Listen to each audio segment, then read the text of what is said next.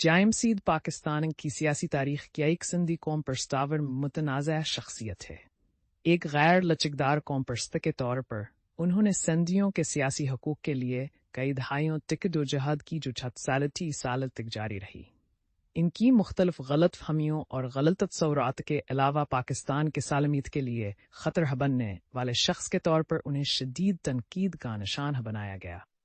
غلام مرتضیٰ سید، جسے جائم سید کے نام سے جانا جاتا ہے، 3 جنوری 1904 کو سندھ کے ایک سادات خاندان میں دریائے سندھ کے دائیں کنارے ضلع دادو کے گاؤں سندھ میں پیدا ہوئے۔ جب جائم سید جوان تھے، ان کے والد سید میاں محمد شاہ کو کسی خاندانی جھگڑے کی وجہ سے قتل کر دیا گیا۔ ان کے بڑے بھائی کا کمامری میں حیاں انتقال ہو گیا اور استرا خاندان کے واحد مردرکن جائم سید رہ گئے۔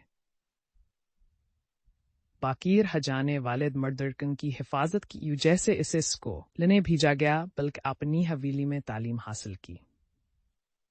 سید کے طور پر ایک عالی مقام کی وجہ سے اس نے خراج تحسین نقد پیشہ کشاور اور زمینی جائیداد کے ذریعے مفت آمدنی حاصل کرنے کا کافی موقع حاصل کیا، لیکن پرتعیش طرز زندگی کو مسترد کرنے کے بعد انہوں نے جوش و خروش سے سیاست میں قدم رکھا۔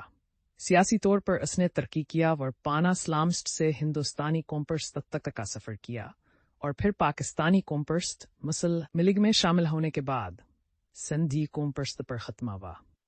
ان کی سیاسی زندگی 7 دہائیوں پر مشتمل ہے اور ہمیشہ خان کی سیاسی سرگرمیوں کا مرکز سندھ رہا۔ انہوں نے اپنی زندگی کا آغاز انگال زنچ میں لیگ آف سوشل ریفارمز کے سماجی کارکن کے طور پر کیا اور انگانز ڈیڈیو میں لیگ فار پیئر سائنس سادات سندھ میں شمولیت اختیار کی۔ اسی دوران انہوں نے اپنے سیاسی کیریئر کا آغاز کیا اور اس وقت مشہور تحریک خلافت میں سرگرم حصہ لیا، جو خان کی پانا اسلامسٹ سرگرمیوں کا آغاز تھا۔ $36 کے دوران انہوں نے سندھ کو آپریٹر سوسائٹی کے ڈائریکٹر کے طور پر کام کیا اور لوئر سندھ زمیندار حبین قائم کیا۔ سندھ کی بمبئی سے علیحدگی نے انہیں سننا ہینین سٹچونے میں سندھ اسمبلی کے رکن منتخب ہونے کا سنہری موقع فراہم کیا۔ ان دنوں وہ ایک سرگرم ہندوستانی قوم پرست تھے، لیکن پھر انہوں نے مسلم لیگ میں شمولیت اختیار کیا۔ رائے کا عقیدت مند پاکستانی قوم پرست ہونے کے ناطے اپنی تمام تر توجہ اس پر مرکوز کر دی۔ ہندوستانی مسلمانوں کے لیے ایک نئی ریاست کا قیام۔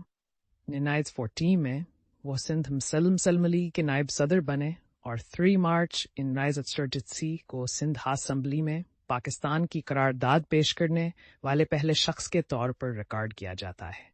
لیکن مسلم لیگ کے ساتھان کی وابستگی زیادہ حدیر قائم نہر حسا کیا اور انتخابات کے لیے گرداراورنا احلامی دواروں کے نامزدگی کے معاملے پر جائم سید نے 6 جنوری 1936 کو مسلم لیگ کو خیرباد کہہ دیا۔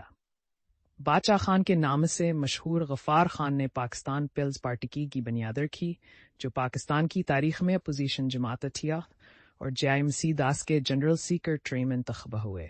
وہ سندھیوں کے حقوق کے لیے جدوجہد کرنے والی مسلم لیگ کی مخالفت کے قیمت میں رہے۔ کراچی کو سندھ سے الگ کرنے اور بعد میں ونیونٹ کی مخالفت پرانے سلاخوں کے پیچھے بھیج دیا گیا۔ 1955 میں انہوں نے پاکستان نیشنل پارٹی کے قیام میں فعال کردار ادا کیا۔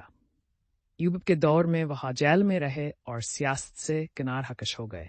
جناب سید جی سندھ تحریک کے معمار تھے، جس کا مقصد سندھ و دیش کا حصول تھا۔ وہ 60 سے زائد کتابوں کے مصنف ہیں، جن میں سیاست، مذہب، ثقافت، ادب اور مشہور شاعر شاہ عبد اللطیف بھٹائی کے تبصرے شامل ہیں۔ ایک سیاسی فکر، ادبی شخصیت اور صوفیانہ ہونے کے ناطے وہ کئی دہائیوں تک تقسیم سے پہلے اور بعد کے دور کے سیاسی میدان پر حاویر ہے، جبکہ وہ 30 سال تک جیل میں رہے۔ ان کا انتقال اپریل 1995 کو ہوا۔